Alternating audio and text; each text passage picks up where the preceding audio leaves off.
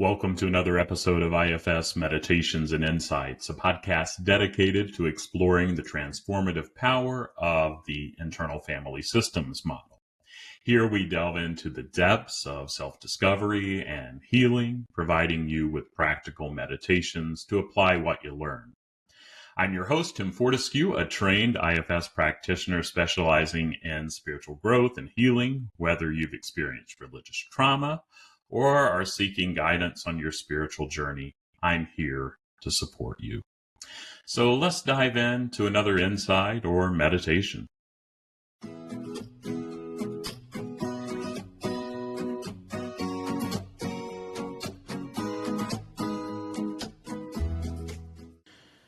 Shame, a complex and often misunderstood emotion, has left its mark on many of us, including myself.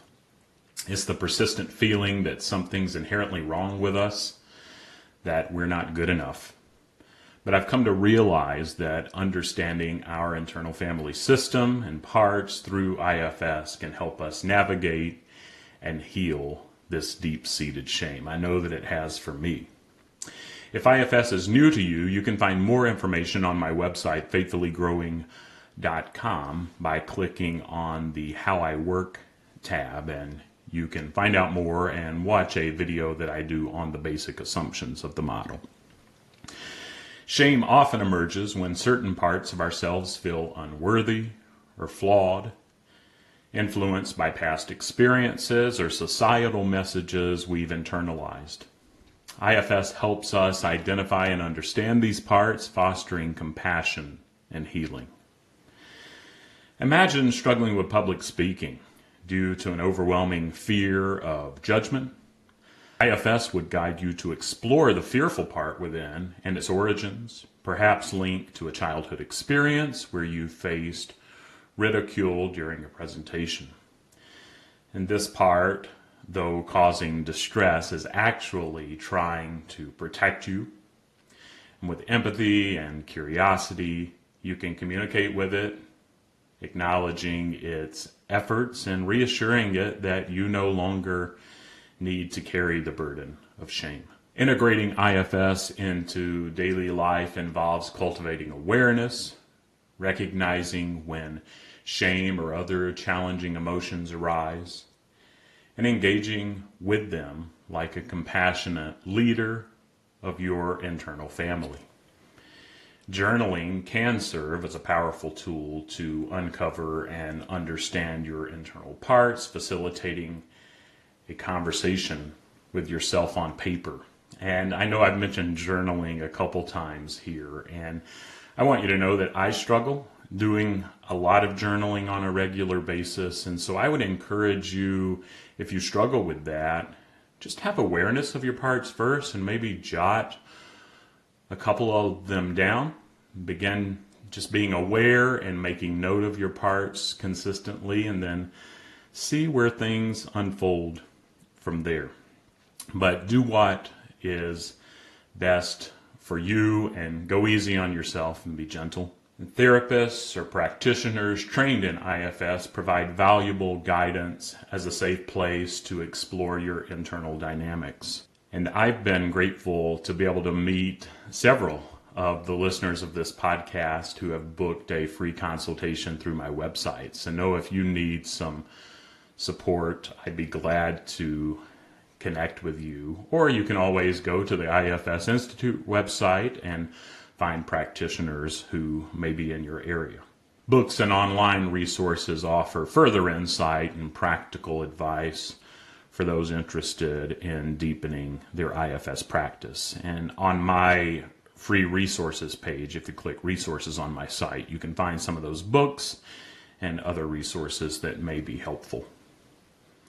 Practicing mindfulness, like meditation and deep breathing, allows us to observe the emergence of shame without judgment. It's about listening to the stories our emotions have to tell.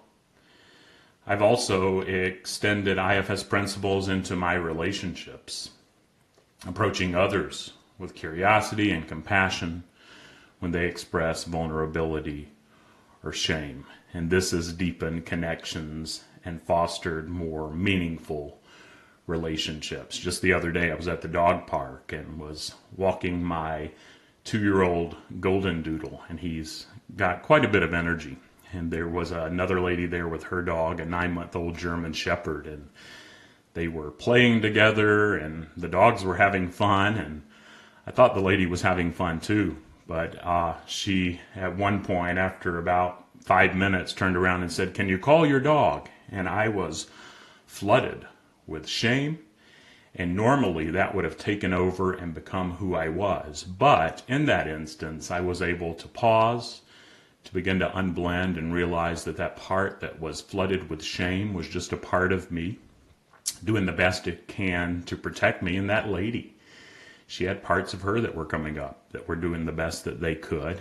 There was no right or wrong. It was normal. And that was an opportunity for me to practice IFS on myself and extend it to the broader world. And I'm finding that when I do this, I'm a better person and I have better relationships with others.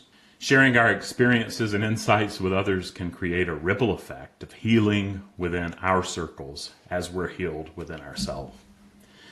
Shame often thrives in isolation, but as we open up and show vulnerability, we give others the courage to do the same. So as I wrap up here, just want to do some final thoughts. The journey to heal shame through IFS is personal, yet shared. Embracing all our parts, even those triggering shame, with love and understanding can transform shame from a burden into a catalyst for growth and connection. Just like what happened to me at the dog park the other day. And I'm sure you've got stories that you can relate with like this too. And in it all, remember that you're not alone. There's always hope for healing and acceptance. I encourage us all to embrace our internal family, our internal team with kindness. And may your path and my path towards self-discovery be filled with love and understanding. Thank you for joining me for this episode. If you found value in what you heard, make sure to hit that follow or subscribe button so that you never miss an episode, and share it with your family and friends. Additionally, if you have feedback, send me an email to tim@faithfullygrowing.com. And finally, if you'd like some more meditations to help you on your journey, I've compiled a list of 25 plus of the meditations that I've got good feedback on here, and you can get a special playlist of those meditations by visiting my website, faithfullygrowing.com. Until next time, take care, stay curious if you can, and embrace every part of your journey.